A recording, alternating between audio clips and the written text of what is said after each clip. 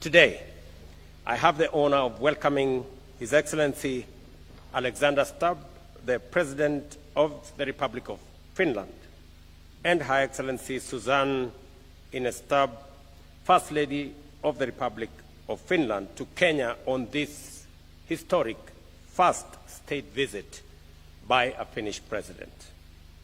Mr. President, I must, at the onset, thank you immensely for honoring my invitation to visit Kenya on this very important first ever state visit by a president from Finland.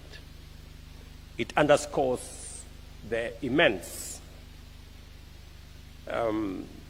relationship that exists between our two countries and will go a long way in cementing the stable foundation that has been set over the last 60 years by our two countries. Kenya deeply values its long-standing friendship with Finland, a key development partner in Europe and a steadfast supporter of our national ambitions. This inaugural visit, Mr. President, reflects the enduring friendship and strategic partnership between our two nations dating back to 1965. As we mark 60 years of diplomatic ties, we also celebrate the growth of a relationship rooted in shared democratic values and a joint commitment to a just, prosperous, and sustainable world. Finland's expertise in education, technology, renewable energy, and climate action aligns closely with Kenya's development priorities. We look forward to strengthening existing collaborations and exploring new opportunities to elevate our cooperation to a strategic level. We have just concluded a high-level bilateral discussions focused on deepening cooperation in education, health, renewable energy, trade, and investment, peace and security, and multilateral engagement, including in climate action. Kenya recognizes Finland's global leadership in education. We agreed to deepen collaboration to support Kenya's transition to a competence-based education system. A cooperation framework will soon be concluded, focusing on basic, technical, vocational, and higher education to equip our youth with the skills needed in a digital economy. During this visit, President Stubb will tour one of our technical training institutions to witness firsthand the transformative impact of technical and vocational training on our youth. We have witnessed the signing of 2 memoranda of understanding on political consultation and peace mediation and conflict resolution. Our respective teams will fast-track cooperation frameworks in education, tourism, and labor recruitment frameworks that will foster knowledge exchange. It will also foster skills development, institutional partnerships, and deeper people-to-people ties. We also discussed the importance of a robust health sector. I commended Finland's exemplary universal health care system and updated His Excellency the President on Kenya's progress under Taifa Care, our universal health coverage initiative. We agreed to share experiences and explore joint efforts to address health challenges and improve service delivery. Another key area of our engagement is trade and investment, and the need to expand it between our two countries. I welcome His Excellency's inclusion of a business delegation in this visit, which will participate in a Finland-Kenya business seminar. This underscores our shared commitment to deepening private sector engagement and unlocking mutually beneficial opportunities. Our two nations remain committed to the effective implementation of the Kenya-EU Economic Partnership Agreement, which came into force June last year. Our meetings also identified forestry as a key area of collaboration. I commended Finland for maintaining a forest cover of 75% of its land mass, and we will collaborate closely to draw on Finland's expertise as we pursue our ambition of achieving 30% forest cover by planting 15 billion trees by 2032. We equally look forward to learning from Finland's expertise in sustainable forest management, reforestation technology, biodiversity conservation, and balancing economic and environmental goals. At the multilateral level, we reaffirmed our shared commitment to a rules-based international order and fair, inclusive financing for sustainable development. We also pledged continued support for global climate action, and I briefed President Stubb on the outcomes of the Africa Climate Summit held in Nairobi in September 2023, including Africa's commitment to leading green energy transition. We recognize the alignment between Finland's climate diplomacy and Kenya's ambition to achieve 100% clean energy by 2030. We agreed to strengthen partnerships in climate-smart agriculture, renewable energy, and biodiversity conservation. In our discussions, we also addressed pressing global and regional security concerns. We noted the devastating impact of conflict on livelihoods and sustainable development and reaffirmed our commitment on mobilizing international support for peace efforts in the Horn of Africa and the Great Lakes region. I also assured President Stubb of Kenya's continued advocacy for dialogue as a path to resolving the Russia-Ukraine conflict. As we embark on this historic first visit by a Finnish president to Kenya, we reaffirm our commitment to strengthening Kenya-Finland relations for the mutual benefit of our two peoples. Once again, I extend a very warm welcome to their excellencies and wish them a fruitful and memorable stay in Kenya. It is now my pleasure, ladies and gentlemen, to invite my guest, President Stubb, President of the Republic of Finland, to deliver his remarks. Mr. President.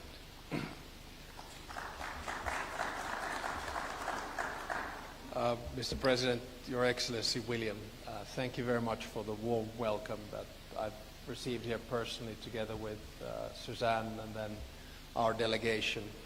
When I was told that this is actually the first state visit of a president of Finland, I was quite surprised because I had always felt that our relations had been quite close, whether it was about missionaries or 4,000 Kenyans living in Finland and the cooperation that we've had in so many fields. So when you suggested to me when we first met in Switzerland about a year ago that why don't you come over, I immediately said I'd love to come over, and it's been a great pleasure to be here.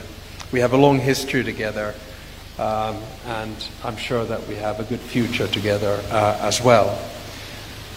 For Finland, Kenya is a very strong supporter of multilateralism and a promoter of regional peace and security, but also a country with a global voice. Whether it's Russia's war of aggression in Ukraine or whether it's issues in the Middle East, Kenya has always been one of those pillars of peace, and that's why I'm especially happy that we have signed the Memorandum of Understanding linked to peace mediation.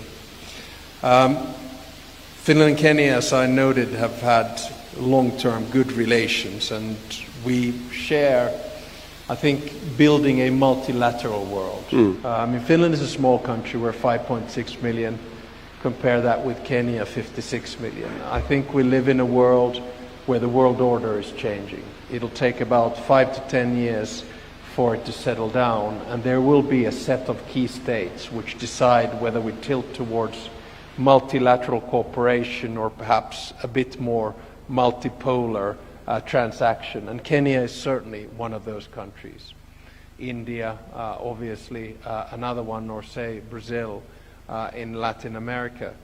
So it's been a great privilege to listen to your analysis about the regional conflicts and how we can work common interests linked to peace and development together. In many ways, it's a paradox, I would argue, that in today's world where we need more cooperation than ever, we're actually seeing a diversification towards different types of transactional deals. We need to work together on the subjects that we discussed today: climate change, forestry, development, global health, technology, economy. And I'm sure that countries which might be far away but still in the same time zone will have many opportunities to cooperate together. And I don't say this just as a diplomatic nicety. Finland is seeking close partners, and Kenya will certainly be one of them. I'm also happy that we have a big business delegation here today, because I do think that driving business interests, cooperation, is a good way forward, whether it's in the green economy, digitalization and technology, infrastructure, healthcare, or agriculture and agribusiness.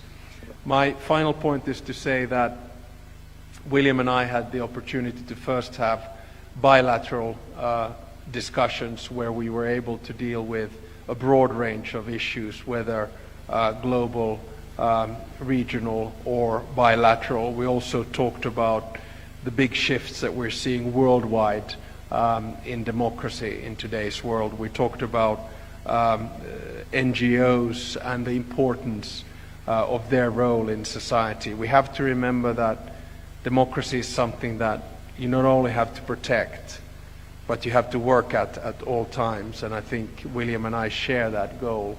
And we feel very strongly that working towards more liberal democratic societies where the rule of law is the basis and foundation, where human rights are at the center of whatever we do, is the best way to push the dossier forward.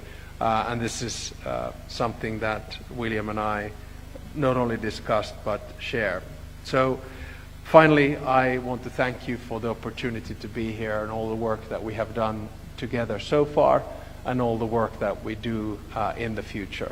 The nice thing with modern diplomacy is that we shared numbers already a year ago, so we're in constant contact anyway. Thank you very much. That's correct.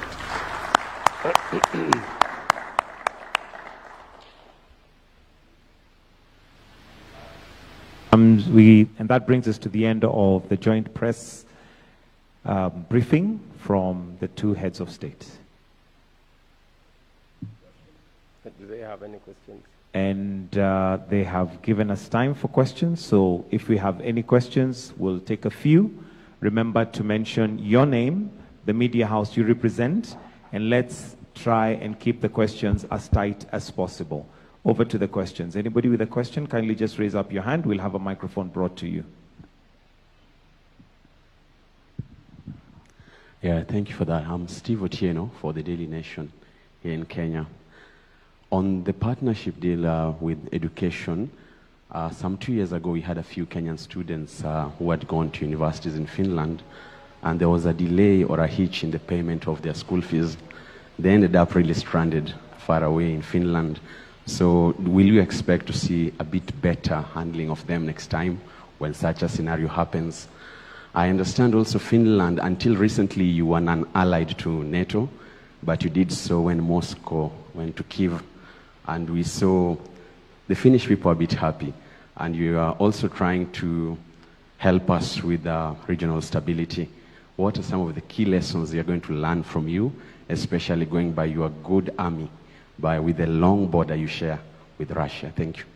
Sure. I mean, two very good questions, rather diverse. On the first one, I don't know the specific case, but of course, anytime there are delays in students entering Finland, I find that to be quite unfortunate. Fortunately, we have a very good university system which attracts a lot of students, and I would hope, of course, that in the future we get more Kenyan students as well. But any kind of delays and hopefully students not getting stranded in my mind is unacceptable.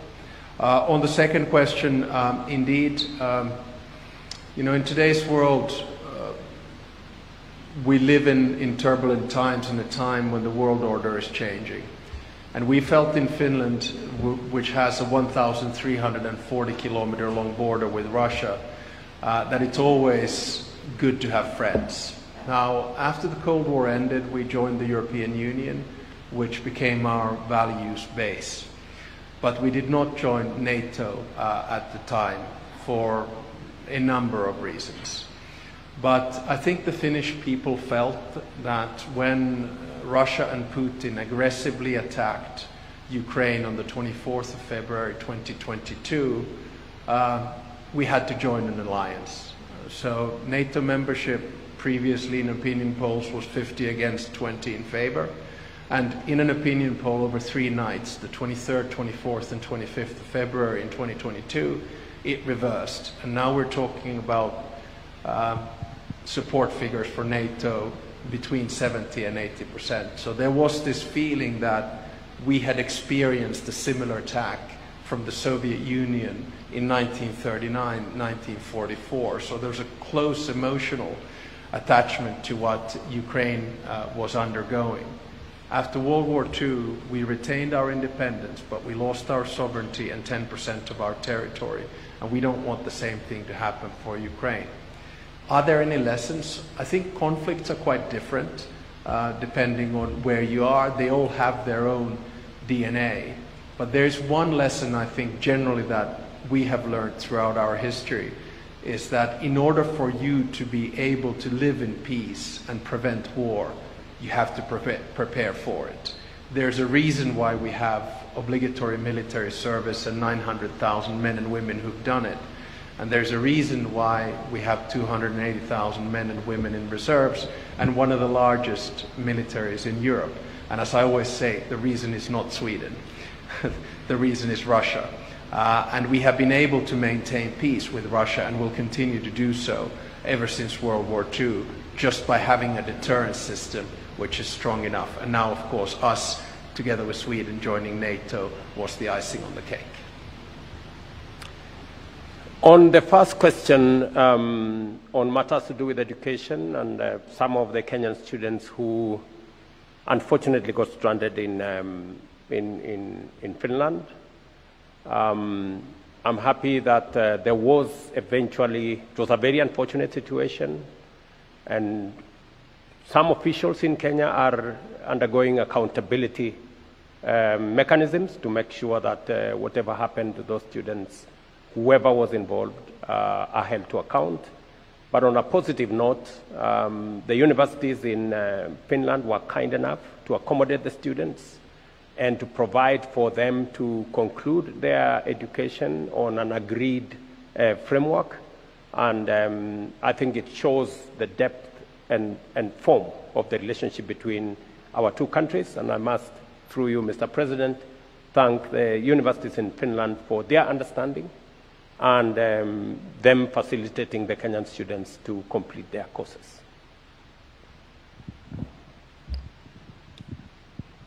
Hello, I'm Eva Eronen from YLA Finnish Broadcasting Company. According to rights groups, dozens of people were killed during last year's protest, and also there have been enforced disappearances and many are still missing.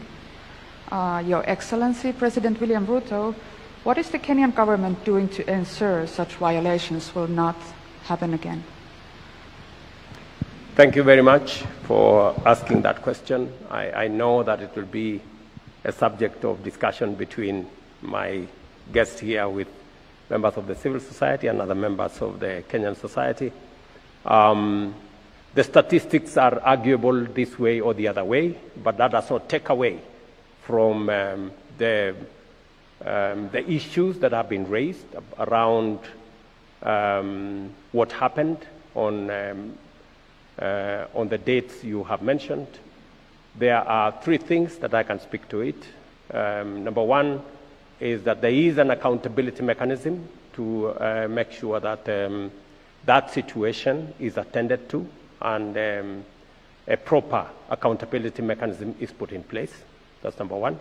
Number 2 is the fact that I undertook to the country that being a democracy, and robustly so, that Kenyans must not as has happened in the past, where Kenyans disappeared and their bodies were found in all manner of places, that will not happen under my administration. And all the people who disappeared or who were abducted in what you said, all of them have been brought back to their families and to their homes.